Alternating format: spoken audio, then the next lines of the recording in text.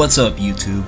Welcome to Sir Hunt's Reviews. I'm Mark, and in this video we are going to talk about the Game of Thrones Season 6 finale. I just ask one thing of you. Let's go ahead and give a round of applause and tip our hats to the three all-stars of this Season 6 finale. And go ahead and say, Cersei, Iron Queen Lannister, Dany, Storms Brewing, Targaryen, and Jon, motherfucking King of the North, Snow. Overall, I give this an episode on a scale from 1 to 10. I give this episode a 420. I myself am not even a Cersei fan, but somehow the writers were, just like in Season 5 with the Walk of Shame, they were able to make me somehow feel as though every action she took was justified, even though somehow deep down I knew that Cersei, what she did wasn't right.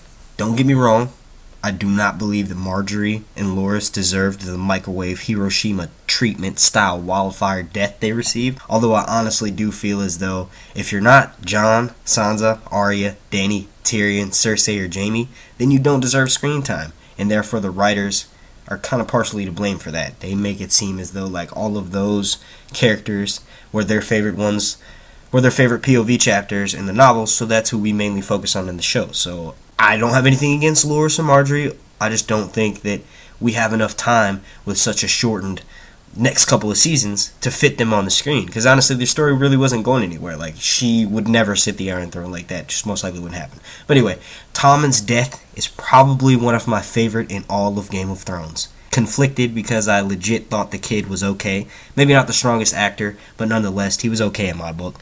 I guess it's one of my favorites just because kind of like the way it happened. Like, everything was fine. He seemed at peace. Then he just took off his crown and just straight hopped to his bloody end.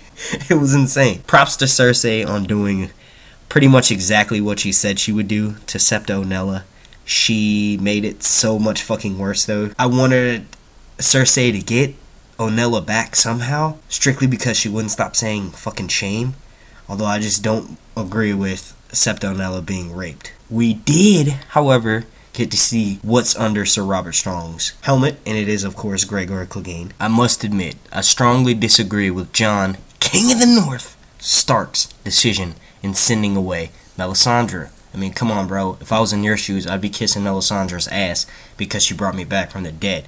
But he was also forced to do it, or to take action at least, because his future hand of the King Davos proclaimed it and pretty much demanded it. Sansa, homegirl, you need to get your shit together. I understand you fell for Littlefinger's charm since Brienne wasn't around, but come on. Someone needs to step in and ask her what her plans are. I legit can't tell what she's doing. I think she was just biding her time until Brienne returned. I mean, I don't think she's gonna make her claim or really do anything without having her around. So I think that's why Littlefinger survived him walking into the Godswood and coming up on Sansa. Strictly because Brienne wasn't there. I honestly think Sansa is going to start making her plans to become Queen of the North, if she will, next season. And if not, she might just become future Queen of the Vale. I don't know. You guys let me know down below what you think Sansa Stark's next move will be. Since we're already up north, I'm going to go ahead and give my thoughts on Cold Hands. You're an asshole, man. Bran is a cripple, and you could have at least brought him to the handicap parking right in front of the wall. Honestly, I'm glad he didn't, and he decided to drop him off at a weirwood tree, because it was nothing but fan service. Yeah, that's right. R plus L equals J. And the scene was amazing. Some people heard Lyanna whisper he is Aegon into Ned's ear, but I definitely think she said he's the baby, or he's a Targaryen. I thought Jon and Dany for a split second were twins just because of how much Lyanna looked like Emilia Clarke. I mean, come on, doesn't she? I feel like Bran will be meeting up with Jon and Sansa pretty early next season, and perhaps the wall won't come down right away, which works out perfectly because Sam is about to get lost in a knowledge well of White Walker intel. This will, of course, make them all the more prepared for the wars to come. I hope Gilly and the baby don't mysteriously disappear. What do you think will be her and Lil Sam's sleeping arrangement next season? Or do you think the writers will conveniently skip past that? Let me know down below. We cannot forget about Arya Stark. She didn't have too big of a role to play this episode, but holy shit, it was epic.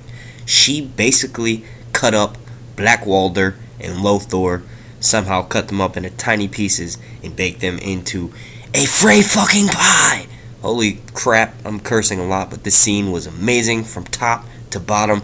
Walder Frey, you died slowly, miserably with your neck slit, which is very reminiscent to how Catelyn Tully died. A few feet from where you died at. So fuck you, Walder. Last but not least, we get on to Daenerys, Storms of Brewin, Targaryen, and co. Real quick, Dario, sorry bro. That was pretty hard freaking letdown, and I can relate to that because I've been in some bad breakups, and that was one of them. I will say that he is not the leader of the Harpy, but he is in fact the new acting King of Meereen. Now, I see some conflict in this arising is because basically she left him in charge for a short period of time. What if he grows to like the power? He likes sleeping with all the women that Daenerys were hinting that he was going to do, and then when it comes time to give it up, when the citizens of Meereen elect who they want to be their leader, he doesn't give it up. So Dany may be forced to go back, and then we can have some sort of like conspiracy with that. I don't know. You guys let me know your thoughts of my prediction for Dario, King of Meereen, goes evil down below. Did anyone else get the shipping vibe from Dany and Tyrion? I mean, she did pull the pendant out from her boobs. I personally would have been like, yo, Dany, I am never going to wash this. Ever. Seriously, though, she did seem to get a little close to him, and I can potentially see Tyrion falling for her since he gave her that little line about finding someone new, and she will be able to find love again. I will say this, though. Where the fuck was Shay? She was supposedly spotted filming back in October, or I think it was November or December maybe, and we got all these leaked images of her, but she wasn't there. Perhaps they intentionally cut her scene to make me look like a goddamn idiot. Thanks, HBO. I will say we all predicted that the last shot would be of Dany headed to King's Landing and home, basically. She will likely arrive in Westeros. My prediction for Dany next season is arriving in Westeros and at King's Landing in the early episodes of Season 7. My last couple thoughts on Dany and company is that it was cool to see that Varys is not actually a secret spy of sorts, since he was never seen in the same room with Daenerys, and it was awesome to see that he was plotting to do something. This was the show's version, believe it or not, of the Dornish master plan, and Varys himself is the one behind it. I also enjoyed how the Sand Snakes were shut the hell up by the Queen of Thorns. She had some memorable lines this season, and I'm looking forward to seeing her seek her revenge on Cersei next season. I know I stuck up for Cersei kind of a lot in this review, but just imagine the look on Cersei the Undeserving's face when Dany rolls up with Lady Olenna, the Queen of Thorns, Ellaria Sand, and her 3 dragons. God, I cannot wait. I'm gonna like throw money at this. I don't know what I'm gonna do, but it's just gonna be amazing. Let me know what y'all will do down in that comment section. What are you gonna do when Cersei the Undeserving gets her ass handed to her, basically? Better yet, what do you think Jaime's gonna do?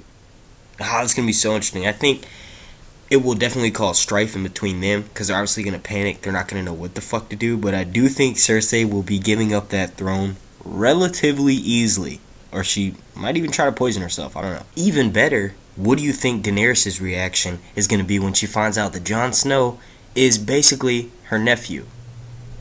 They're definitely going to have a little bit of a conflict at first, because Dany's going to want everyone to bow just like Aegon the Conqueror did, and she's going to probably want to unite everybody. And if Jon Snow refuses, which he likely will because he's a fucking Stark and he's got like Ned Stark's stubbornness inside of his body and he can't help it, do you think that one of them could potentially kill each other before they even find out their family? I hope not, but this is the Game of Thrones and Valar Morghulis. Just in case you're wondering my opinion on the entire season as a whole, I vote it as being one of, if not the best seasons in Game of Thrones history, and I definitely think this season contains 3 of the greatest episodes in Game of Thrones history. And I will be doing a video specifically naming what I think those 3 are at another time. That's going to be wrapping this video up. If you would like to, you can click up here on the left or on the right for more content, or you can click over here on the far right for a link to my Patreon page if you would like to become a sponsor.